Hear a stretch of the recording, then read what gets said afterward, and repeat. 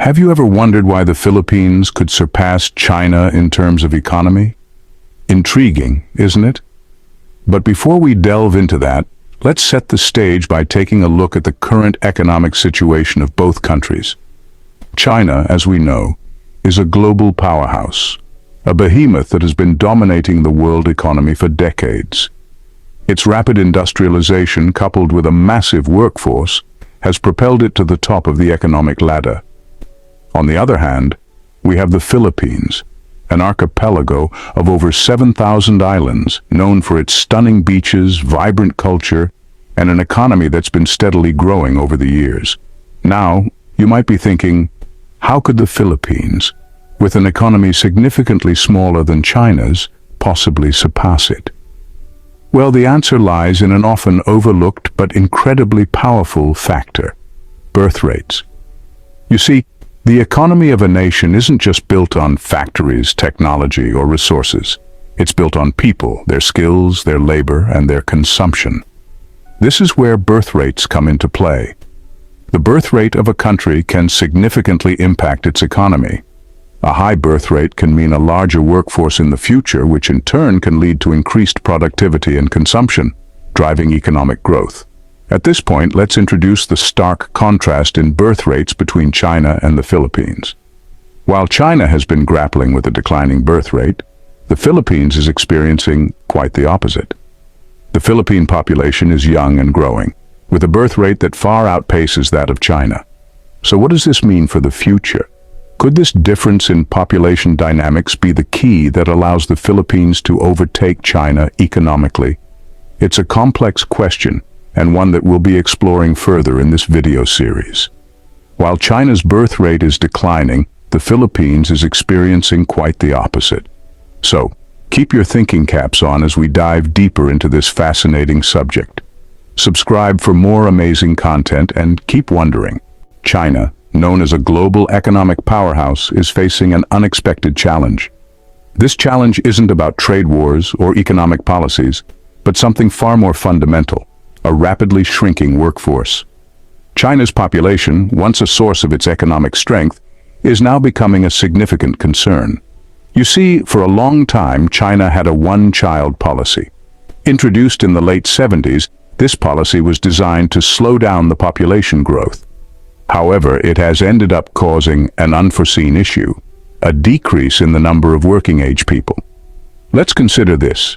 In China, the working-age population, that is, people between the ages of 15 and 64, has been falling steadily. In 2019, it was about 700 million.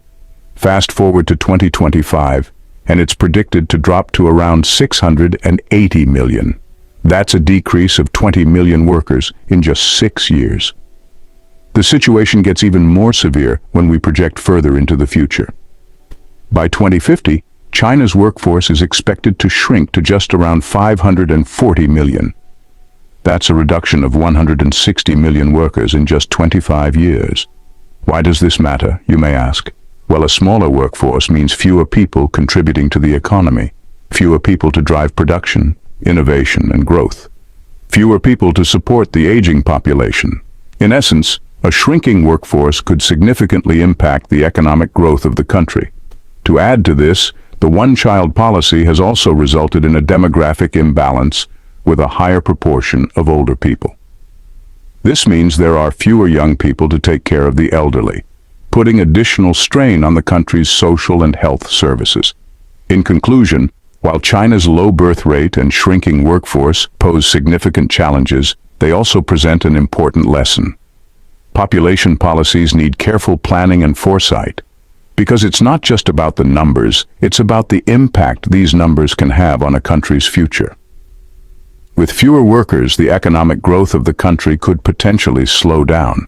On the other hand, the Philippines is showing a contrasting scenario. In the heart of Southeast Asia, the Philippines is experiencing a population surge. Unlike its neighbor China, the Philippines has a high birth rate, ensuring a steady influx of young individuals into the workforce. This youthful population is a significant asset. As these individuals grow, they join the labor force, bringing with them fresh ideas, energy, and innovation. It's like a constant renewal of the national human capital, with eager youth ready to take on the challenges of the world, their vibrant energy driving the engine of the nation's economy. The potential economic benefits of this large, youthful labor force cannot be overstated. Economists refer to this as the demographic dividend, a period when the majority of the population is of working age and fewer resources are needed for dependents such as children and the elderly. This situation allows a country to invest more in technological advancement, infrastructure, and social services, fueling economic growth. Imagine the potential if this surging young population were given the right tools, education, and opportunities. The Philippines could become a hub of innovation and productivity, with its human capital being its greatest asset. However, this demographic advantage is not an automatic ticket to prosperity. It could only be fully realized with effective policies that foster job creation, enhance human capital, and promote inclusive growth. Otherwise, the high birth rate could also lead to unemployment and underemployment, putting a strain on the country's resources. But let's remain optimistic. If harnessed properly, the burgeoning population of the Philippines could be a catalyst for an economic leap. It could transform the nation into a powerhouse of the global economy, challenging the dominance of countries like China. With a robust workforce, the Philippines could potentially experience an economic boom. The question is, will the country seize this opportunity, or will it let it slip through its fingers? The answer lies in the hands of the policymakers and the will of the people to shape their own future. However, a large population alone cannot guarantee economic success. There's a rather sizable elephant in the room when it comes to the Philippines' economic prospects: corruption. It's a pervasive problem that has the potential to stifle growth and prevent the country from fully realizing its potential. The World Bank has called corruption a major obstacle to the country's economic and social development, and they're not wrong. The Philippines ranks a disappointing 114th out of 180 countries in Transparency International's Corruption Perceptions Index. That's a clear indication of the challenge at hand.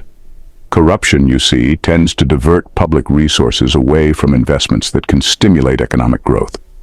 Instead, these resources often line the pockets of a select few, creating a wealth gap and increasing social inequality.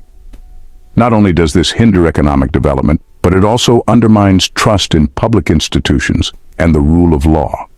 In the Philippines, corruption has been linked to inadequate public services, a lack of infrastructure development, and even a slow response to natural disasters.